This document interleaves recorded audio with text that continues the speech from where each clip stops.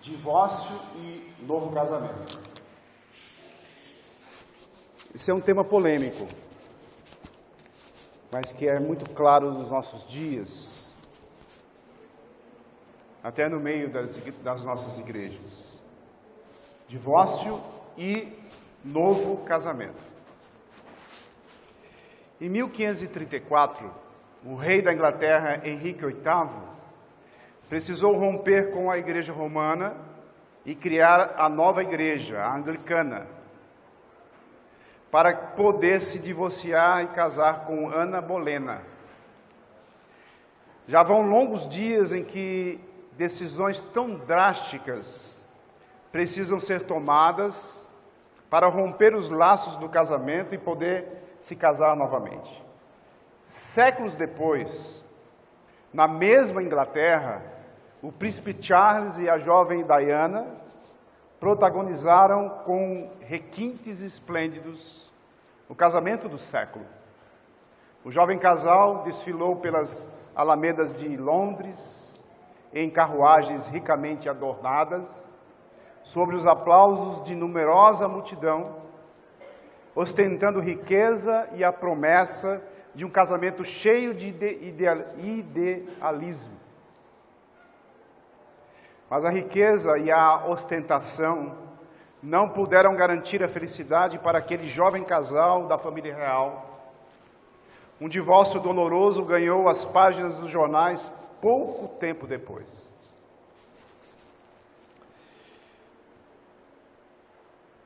Nós vimos duas antíteses já.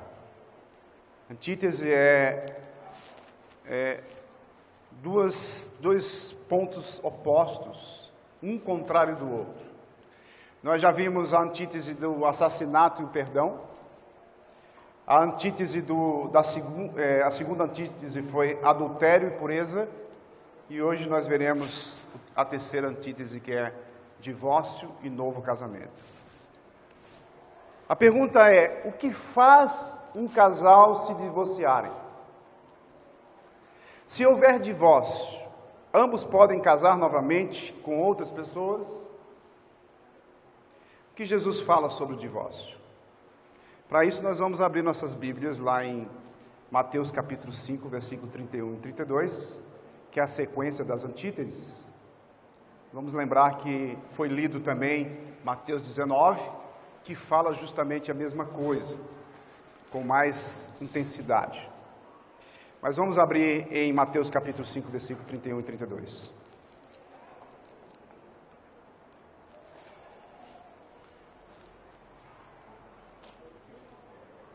Mateus 5, 31 e 32 diz assim a palavra do Senhor. Também foi dito: aquele que repudiar sua mulher, dele carta de divórcio. Eu, porém, vos digo: qualquer que repudiar sua mulher, exceto em caso de relações sexuais ilícitas, a expõe a tornar-se adúltera, e aquele que casar com a repudiada comete adultério. Vamos orar mais uma vez. Senhor Deus Pai Todo-Poderoso, nós te agradecemos e te pedimos que o Senhor esteja nos direcionando.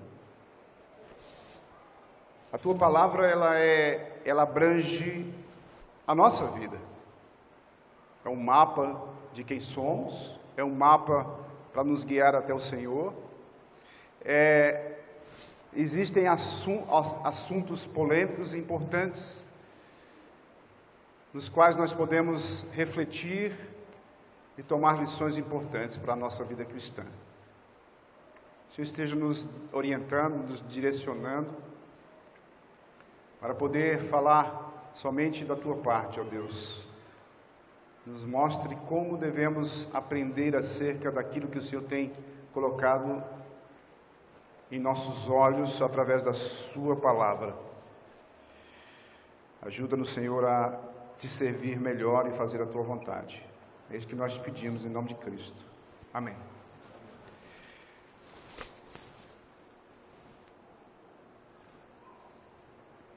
Nós olhamos aí logo no início, quando Jesus repete,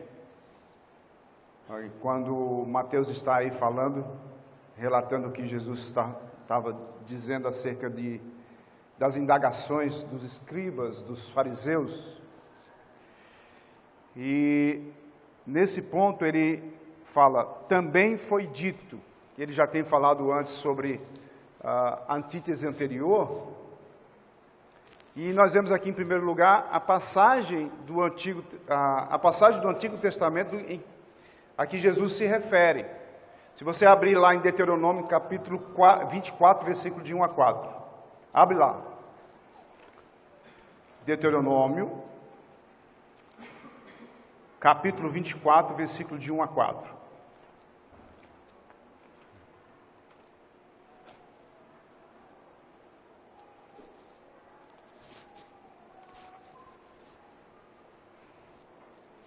Então Jesus ele está usando, nesse versículo 31, ele está usando o Antigo Testamento para dar ênfase à sua resposta àqueles que indagavam sobre esses assuntos. 24, de 1 a 4 diz: se um homem tomar uma mulher e se casar com ela, e se ela não for agradável aos seus olhos, por ter ele achado coisa indecente nela, e se ele lhe lavrar um termo de divórcio, e lhe o der na mão e a despedir de casa, e se ela saindo da sua casa fosse casar com outro homem, e se este a aborrecer e lhe lavrar termo de divórcio, e lhe o der na mão, e a despedir da sua casa, ou se este último homem, que a tomou para si por mulher, vier a morrer, então seu primeiro marido, que a despediu, não poderá tornar a desposá-la, para que seja sua mulher, depois que foi contaminada. Pois é abominação perante o Senhor, assim não farás pecar a terra que o Senhor teu Deus te dá por herança. Nosso Senhor, ele colocou a questão de que se segue, também foi dito. E aí perceba que o Senhor Jesus colocou esse assunto em conexão imediata ao anterior, adultério e pureza. Então, nós vimos a antítese anterior, adultério e pureza, e aí ele já vai na sequência. Qual é a coisa mais importante para aquele que repudia a sua mulher? Que dê uma carta de divórcio. Isso foi uma ênfase, tanto o que Jesus falou, como também está aqui em Deuteronômio, nas leis. Esse aspecto era importante, tanto que a lei de Moisés havia determinado esse preceito. Então, no que dizia a respeito aos fariseus e aos escribas, dar carta de divórcio ocupava o centro do quadro. E assim, ao enfatizar isso, havia perdido de vista o verdadeiro significado do matrimônio. Dessa maneira, o ensinamento mosaico havia sido pervertido pelos fariseus e os escribas. Eles acrescentaram as tradições e interpretações astutas.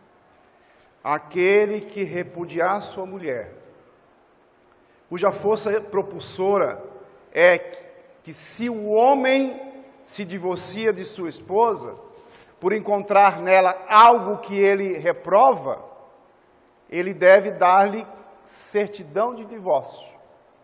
E se ela depois tornar-se esposa de outro homem e se divorciar de novo, o primeiro marido não pode casar de novo com ela. Essa dupla restrição, certificado e a proibição de se casar de novo, desencorajavam divórcios precipitados. Aqui Jesus não entra na discussão do que é encontrar nela algo que ele reprova. Em vez disso, ele insiste que a lei apontava para a santidade do casamento. Santidade do casamento. A instituição, o que Deus instituiu, o casamento é santo. O leito matrimonial é santo. A harmonia da família, que começa com o casamento, é um lugar santo. Então Deus, ele instituiu desta forma.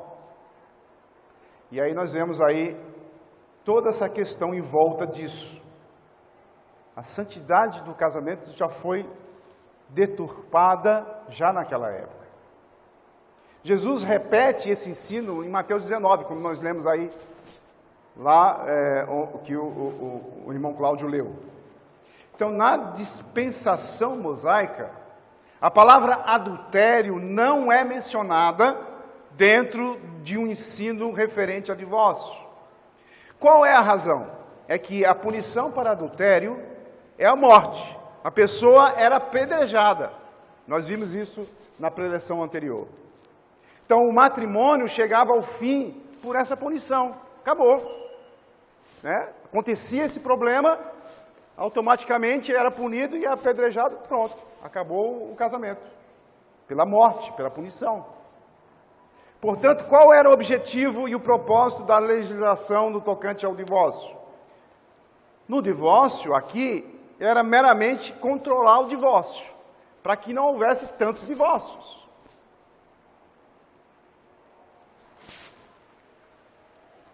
O índice de divórcio hoje, nos nossos dias, até um tempo atrás, quando eu fui ver a porcentagem, era de 50% dos casamentos. Aí você pergunta, no mundo? Não, na igreja. Na igreja, 50%. Nos Estados Unidos, né? Aqui talvez, não sei. Mas, aí a gente percebe que essas indagações dos escribas e fariseus a Jesus era justamente para testá-lo. Naqueles dias os varões tinham as mulheres em baixíssima conta. E havia chegado ao extremo de crer que eles tinham o direito de se divorciarem de suas esposas quase por qualquer razão indigna e frívola. Então a causa era geralmente concupiscência e paixão do homem. Mas ele não queria saber. A lei veio para regularizar a situação das mulheres e seus filhos. Aí Jesus aqui, ele vai no versículo 32, ele diz, eu porém vos digo. Olha o versículo 32. Eu porém vos digo, qualquer que repudiar sua mulher, quando era possível um divórcio? Quando era possível? Existem 3 princípios para quando era possível. Primeiro, era permissível quando havia um defeito natural, desculpe. Um defeito natural. E moral também. E físico. Descoberto na mulher. Por exemplo, o homem tinha que provar diante de 2 testemunhas. Segundo, qualquer homem que se divorciasse de sua mulher teria que dar carta de divórcio. Antes, simplesmente, ele a dispensava e pronto, e era passível de acusação e morte. Então, uma carta que dizia o motivo, que não era por infidelidade conjugal, e isso a protegeria. Então, a lei protegia essas mulheres. O homem que se divorciasse de sua esposa, dando-lhe carta de divórcio, não poderia casar com ela novamente. Ela poderia casar com outro. Perceba que a lei de Moisés não ordenara divórcio, mas somente as condições do divórcio. Aí Jesus diz, exceto, olha aí, exceto. Então Jesus completa, exceto no caso de relações sexuais ilícitas a expõe a tornar-se adúltera. E aquele que casar com a repudiada comete adultério. A forma natural de entender a oração com exceto é que o divórcio é errado porque gera adultério, exceto no caso de ter havido fornicação. Então, nesse caso, em que o pecado sexual já foi cometido, nada é declarado, embora pareça que, nesse caso, permite-se implicitamente o divórcio, apesar de não ser obrigatório. Então, os inúmeros pontos para discussão no estudo teológico da palavra aqui, são tratados de forma mais plena, onde nós lemos aí o Mateus 19, 3, 12. Então, nós vamos voltar para lá. Nós lemos de 3 a 9, vamos ler de 3 a 12. A palavra de Deus, ela é clara e a gente tem que examiná-la e ver quais são os pontos importantes para a nossa vida cristã. Então, Mateus 19, vamos lá para Mateus 19, versículo de 3 a 12. Lê mais um pouquinho a palavra, vamos lá.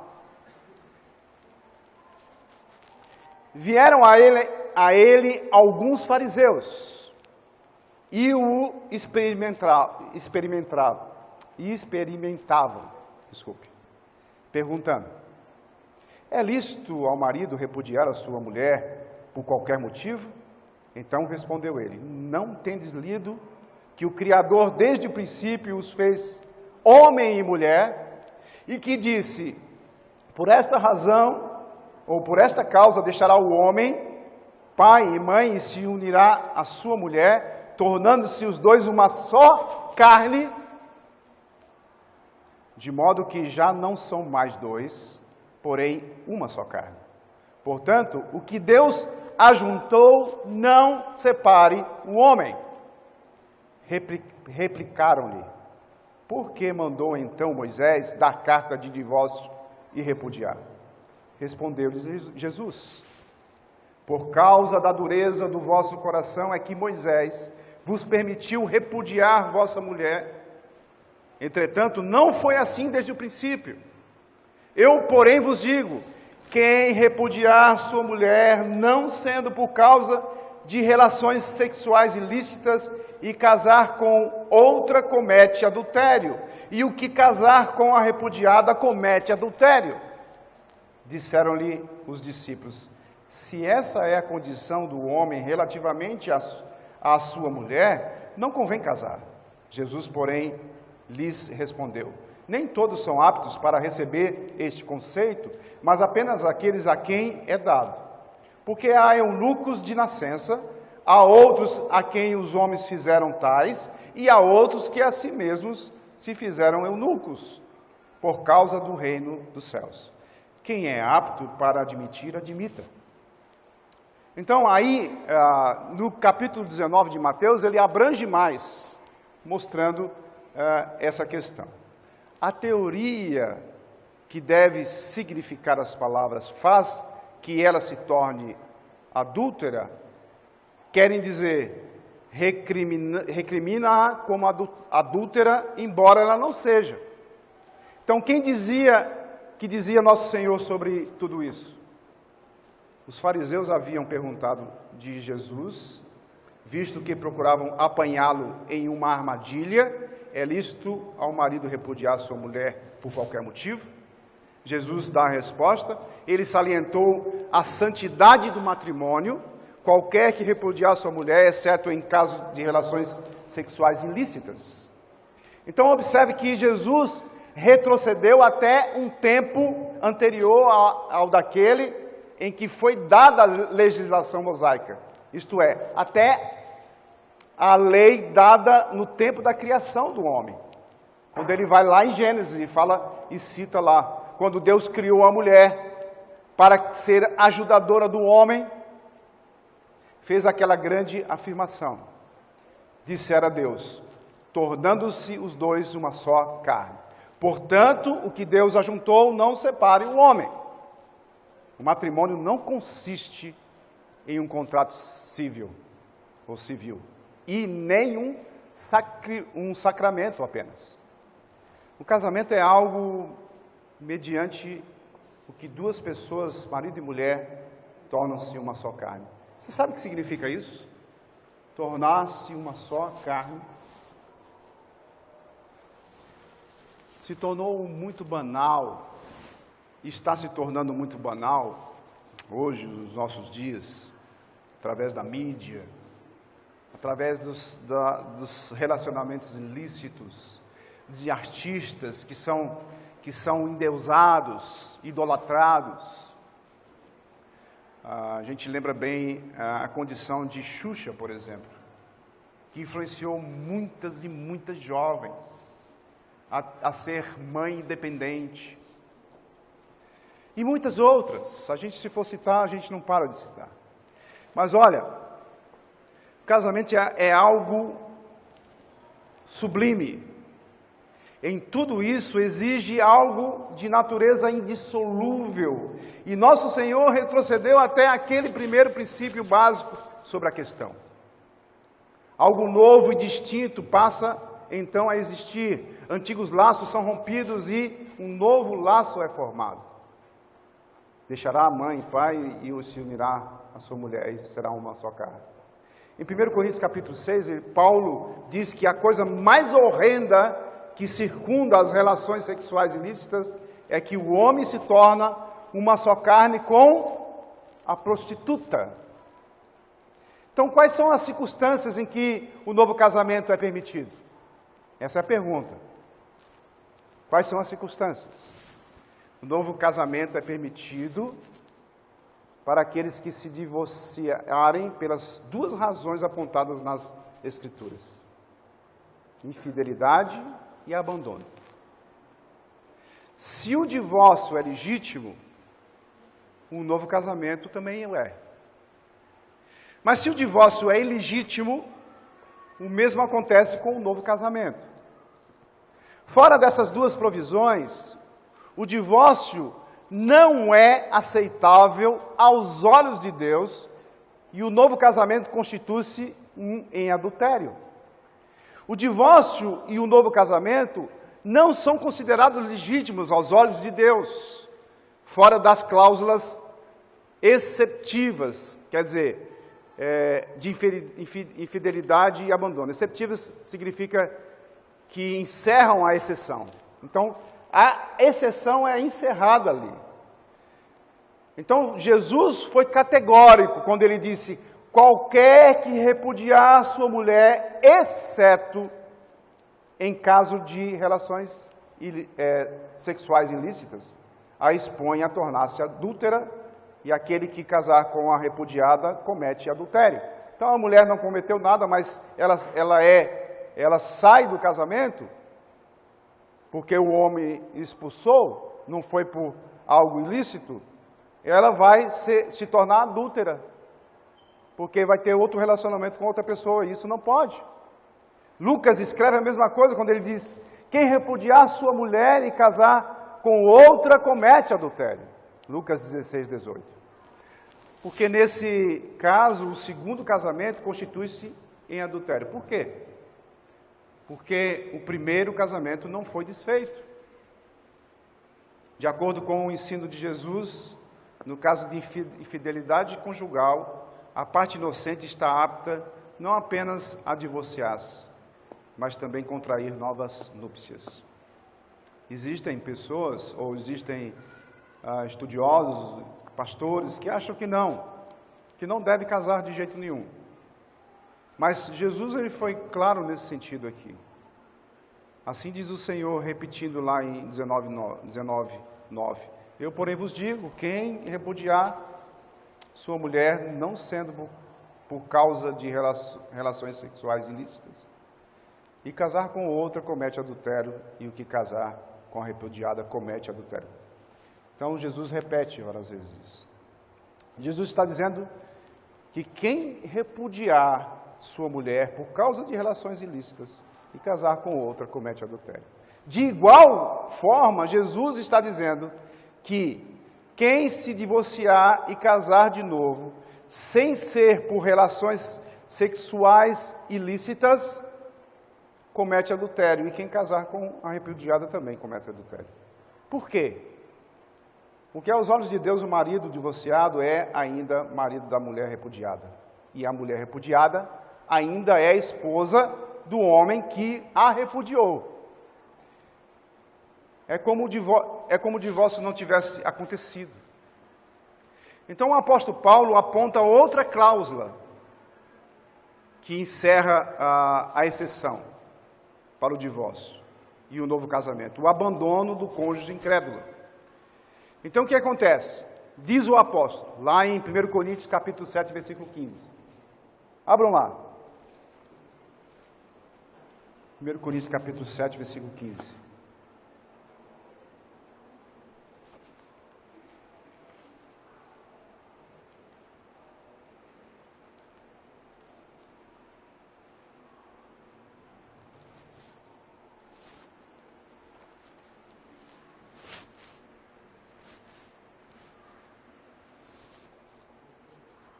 Diz assim: mas se o descrente quiser apartar-se, que se aparte. Em tais casos, não fica sujeito à servidão nem o irmão, nem a irmã. Deus vos tem chamado à paz.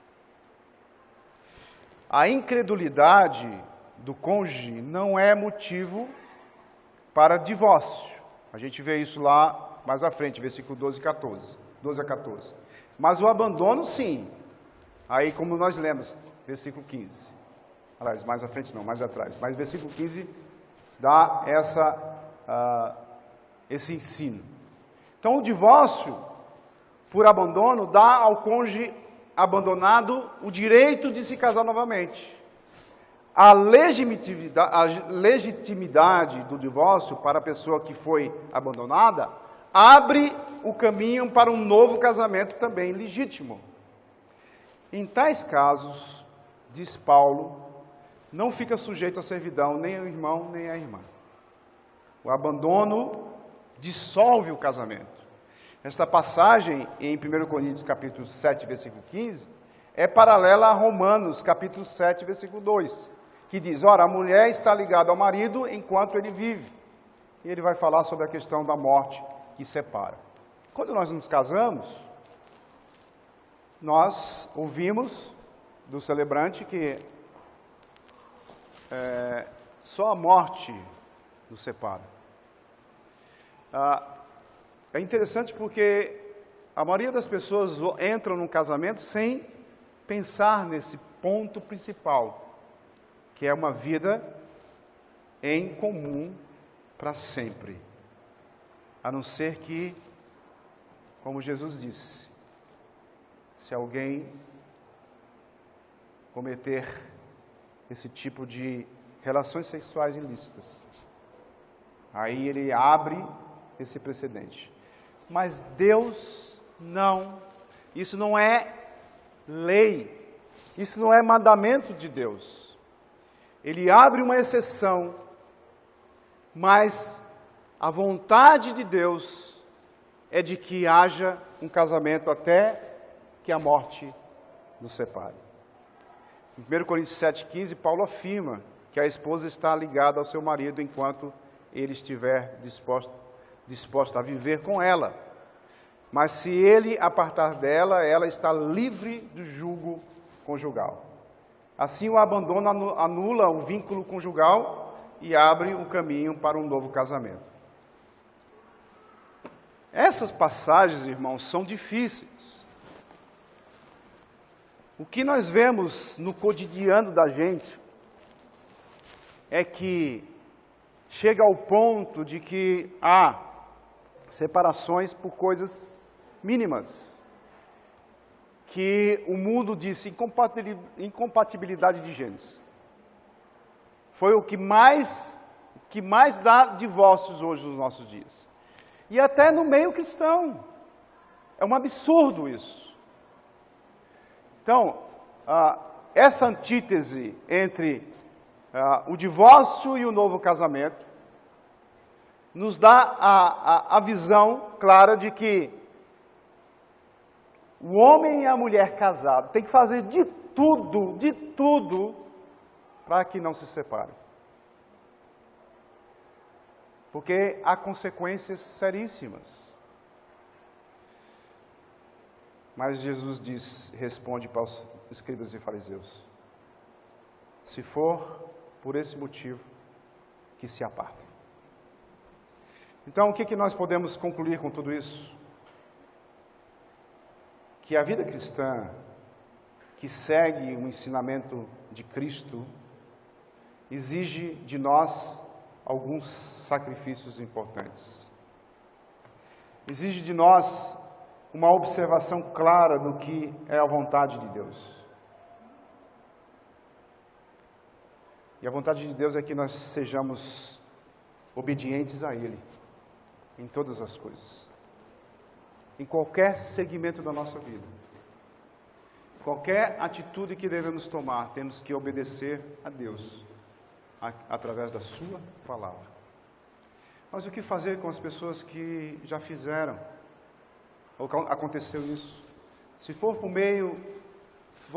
por aquilo que foi dito na palavra, tem que descansar no Senhor. Nós sabemos disso. Se for por outro motivo, como consertar todas essas coisas? Nós temos que pedir perdão ao Senhor e seguir em frente. Eu me lembro muito bem lá na nossa igreja que aconteceu assim. Um homem casou e teve 5 filhos com uma mulher. 5. Eram descrentes, ainda não tinham conhecido Cristo como Senhor e Salvador. Nesse tempo, ele era uma pessoa que mexia com drogas. E ele se envolveu com drogas, foi preso. E a mulher separou dele. 5 filhos. E ele ficou cuidando desses filhos, mesmo preso. Você imaginando isso. Ele saiu da prisão, voltava e ficou criando os filhos. A esposa dele se converte e casa com o irmão dele. Você já pensou nisso? E ele se converte. E agora, como é que faz para consertar tudo isso? Não tem como consertar mais. Aí ele casa com uma outra que era separada, tinha 3 filhos. Junta os 5 filhos com os 3 e forma uma nova família. E o mais incrível é que da noite para o dia, na sua conversão, ele deixou todas as coisas ilícitas. Se tornou um homem de Deus. Não foi ser pastor. Mas ele faz um trabalho excelente na igreja e vive muito bem com a sua esposa, com os filhos, que alguns já se casaram, estão se casando, e com os netos. Você já imaginou isso? Agora ele vive bem com a esposa, a primeira esposa, no sentido de que todos são crentes. Conversam, perdoou o irmão, perdoou a ex-esposa. Você está entendendo? Agora Deus, ele faz todas essas coisas, no meio de tanta bagunça. Mas nós devemos observar a palavra de Deus e segui-la como ela é. Porque quando nós obedecemos a Deus, nós somos abençoados por isso. Então, do jeito que você está agora, você pede perdão a Deus, siga o seu caminho e faça a vontade de Deus como ela deve ser feita. E a vida cristã será uma vida de muita luta, de muita abdicação, de muitos sacrifícios. Mas tudo isso é para a honra e glória do Senhor. Amém? Senhor nosso Deus e Pai, quando nós observamos a Tua palavra em alguns pontos difíceis, nós ficamos imaginando, ó Senhor, como lidar com tudo isso. Sabemos, ó Deus, que A tua palavra é viva, eficaz, transforma vidas. Mas o teu povo, muitas vezes, não observa a palavra como deveria observar, não medita nela dia e noite, não coloca no seu coração, não ouve a palavra, mas não é praticante da palavra. E por esse motivo, muitas vezes, nós erramos em muitos pontos. Mas o Senhor, pela sua misericórdia e graça, nos perdoa, nos dá o refrigério da paz, mesmo em meio a tantas e tantas tribulações. Senhor, nós te pedimos que o Senhor tenha misericórdia de cada um de nós e derrame a sua graça, Senhor, infinita, como o Senhor tem feito todos os dias de nossa vida, para nos regozijarmos diante da tua presença e fazer a tua vontade com amor, com diligência, com fidelidade, com coragem, para sermos verdadeiros cristãos. Que essa igreja cresça cada vez mais nos teus ensinamentos. Em nome de Cristo, nós te suplicamos. Amém.